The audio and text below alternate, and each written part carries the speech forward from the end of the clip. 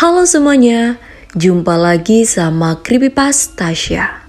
Hari ini kita akan bahas tentang kasus penyiksaan terhadap pekerja migran Indonesia di Kamboja. Banyak orang Indonesia termasuk perempuan atau TKW tergiur tawaran kerja di Kamboja.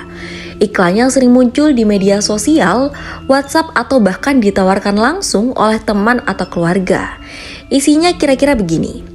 Kerja di luar negeri jadi admin atau CS di perusahaan online, gaji bisa 15-20 juta per bulan. Kerja santai, dapat makan dan tempat tinggal gratis. Mereka dijanjikan pekerjaan resmi dan aman. Padahal semua itu cuma kedok dari sindikat perdagangan manusia. Begitu mereka sampai di Kamboja, mereka langsung dibawa ke tempat kerja yang sebenarnya. Perusahaan penipuan online. Disinilah mimpi buruk dimulai. Mereka dipaksa kerja 16-18 jam sehari tanpa libur.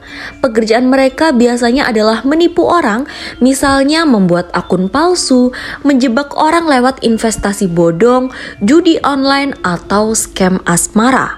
Mereka tidak dibayar sesuai janji, beberapa hanya terima setengah dari gaji, bahkan ada yang tidak dibayarkan sama sekali. Kalau para TKW ini tidak mau menuruti perintah atau gagal mencapai target, mereka mendapatkan hukuman kejam, dipukuli pakai tongkat atau kabel, disetrum, disekap dalam ruangan gelap, tidak dikasih makan, kukus sampai berdarah dan tubuh lebam-lebam.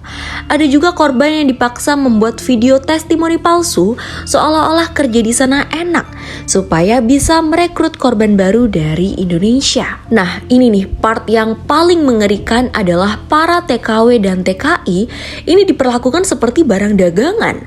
Mereka bisa dijual ke perusahaan lain dengan harga sekitar 30 juta per orang, dipindah-pindahkan tanpa izin, paspor ditahan atau dibakar supaya mereka tidak bisa kabur. Bahkan ada korban yang berhasil kabur tapi kemudian ditangkap kembali dan disiksa lebih parah. Ada salah satu korban sempat kerja selama 2 bulan, lalu mengeluh sakit parah. Ia sempat dirawat di rumah sakit di Kamboja, tapi sayangnya meninggal dunia. Saat keluarganya mau ambil jenazah, mereka malah diminta bayar denda belasan hingga puluhan juta rupiah. Kalau nggak dibayar, jenazahnya terancam dikremasi atau dijual ke pihak lain. Nah, ada juga kasus tragis di mana seorang pekerja migran asal Indonesia tewas setelah dikeroyok oleh rekan kerjanya yang juga sesama WNI. Diduga korban dituduh mencuri uang, tapi tanpa bukti yang jelas. Puluhan orang justru main hakim sendiri. Korban dipukul, ditendang, dan akhirnya meninggal karena luka parah. Polisi Kamboja turun tangan dan semua pelaku langsung ditahan.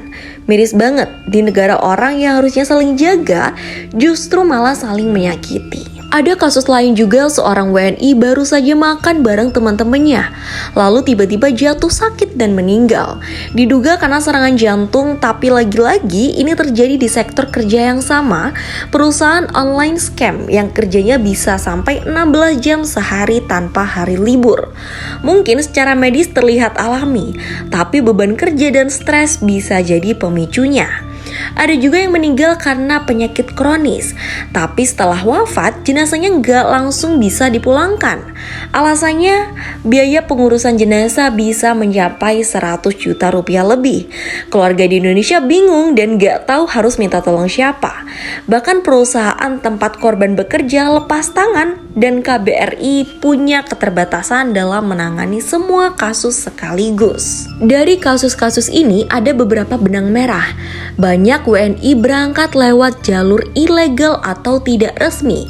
Mayoritas kerja di industri beresiko seperti penipuan online atau kasino ilegal.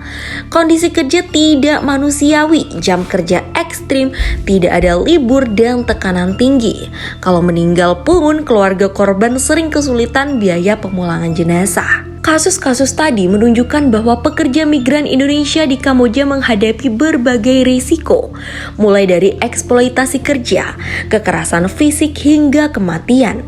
Penting bagi calon pekerja migran untuk memastikan bahwa mereka berangkat melalui jalur resmi dan memiliki perlindungan hukum yang memadai. Pemerintah dan lembaga terkait juga perlu meningkatkan pengawasan dan perlindungan terhadap WNI yang bekerja di luar negeri.